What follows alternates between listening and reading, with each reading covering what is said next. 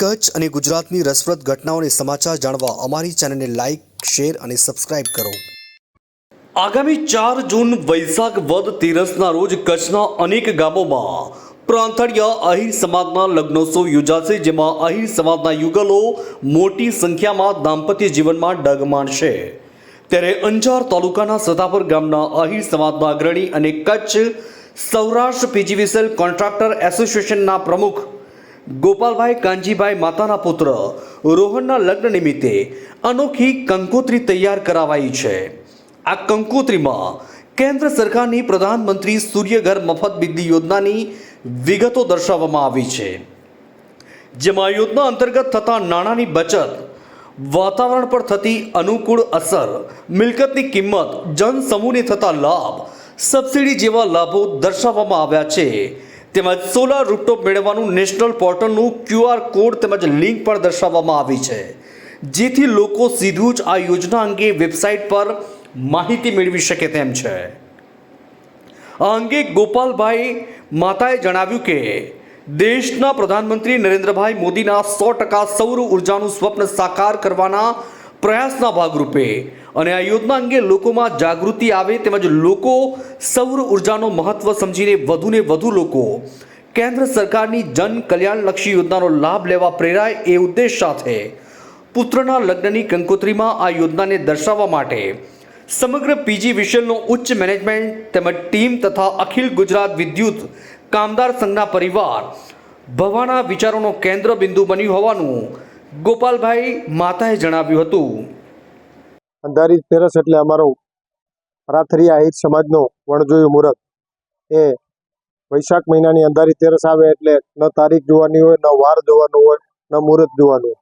અમારો એક પ્રચલિત શબ્દ છે, પેણું ગા ને રવગાઈ રવગા. એટલે કે એક વર્ષમાં એક દિવસ મહાભારત કાળથી ચાલી આવતી પરંપરા એ આ પ્રાથરિયા આહિર સમાજે જાળવી રાખી છે. વર્ષમાં એક દિવસ લગ્ન કરે અને એમાં વિશેષતાઓ હવે તો એવી પાડી છે કે સમગ્ર ગામમાં 50-100 લગ્નોત્સવ યોજાતા હોય. કચ્છ જિલ્લાની જ વાત કરીએ તો આ જિલ્લાની અંદર 1200 થી 1300 લગ્નો યોજાઈ રહ્યા છે. અત્યારે કચ્છના આહિર સમાજોના ગામોમાં ઉત્સાહનો માહોલ છે. એનું કારણ કે હવે સમાજે એવી પરંપરા કરી છે કે સમૂહ ભોજન થાય છે. એક સાથે રસોડું થવાથી એક તો અન્નનો બગાડ થતો નથી, બીજો આર્થિક રીતે પણ મોટો ફાયદો થતો હોય છે.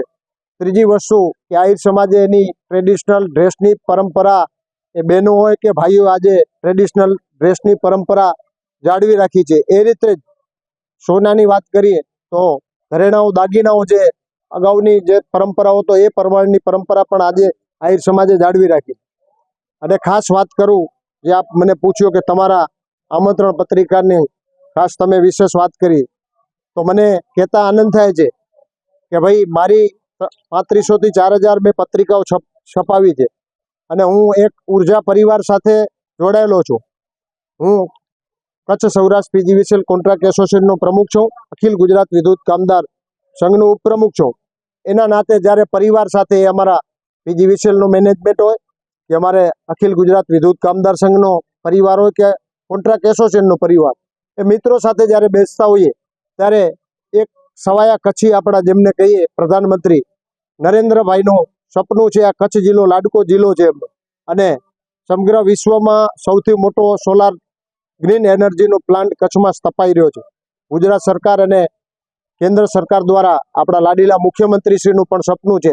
જે રીતે ગુજરાતે 24 કલાકનું સમગ્ર ભારતમાં મોડલ ઊભું કર્યું હતું, એવું મોડલ અત્યારે સોલારમાં ઊભું થઈ રહ્યું છે. તો એ પત્રિકામાં સોલારની મેં એડ છાપી છે કે સોલારથી આપણે કેટલો ફાયદો થવાનો છે, એ સોલાર લગાવવાથી કેટલો ફાયદો થશે, સોલારનો ઉપયોગથી કેટલો ફાયદો થશે, અને વીજળી સોલાર લગાડવાથી મફત થાય છે.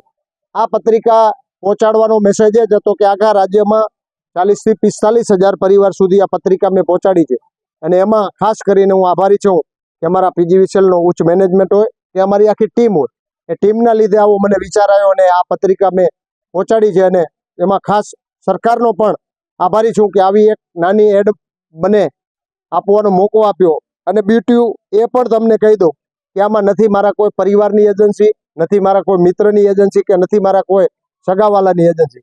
બ્યુટી એક પરિવાર સાથે બેસીએ છીએ અને ઉર્જાની સાથે જોડાયેલો માણસ છું એટલે એવો એક વિચાર આવ્યો કે આવો મેસેજ આપણે સમગ્ર રાજ્યમાં પહોંચાડીએ તો એ મેસેજથી આખા કચ્છ જિલ્લાને જેમ જ્યોતિગ્રામમાં આપણે મોડલ બનાવ્યું તેવું સોલારમાં પણ કચ્છ મોડલ બને એના માટે થઈને આ પત્રિકાનો મેં વિચાર આવ્યો અને પત્રિકામાં છપાવ્યું. હું મહાદેવ ધનજીભાઈ આહિર, અંજાર જમીન વિકાસ બેંકનો ચેરમેન અને જિલ્લા ભાજપનો સદસ્ય અને OPG power Gujarat private limited એનો એક્ઝિક્યુટિવ ડાયરેક્ટર.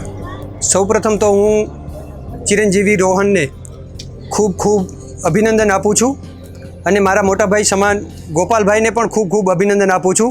આ સમાજનું એક એવું રૂડું અવસર છે કે વણજોયું મુહૂર્ત એટલે કે અમારા પરાથરિયા આહિર સમાજનું કચ્છ અને પાટણ આહિર સમાજનો જે અંધારી તેરસના અંધારી આઠમના અમારા ગણેશ સ્થાપના હોય અને અંધારી તેરસના અમારા ફેરા હોય છે.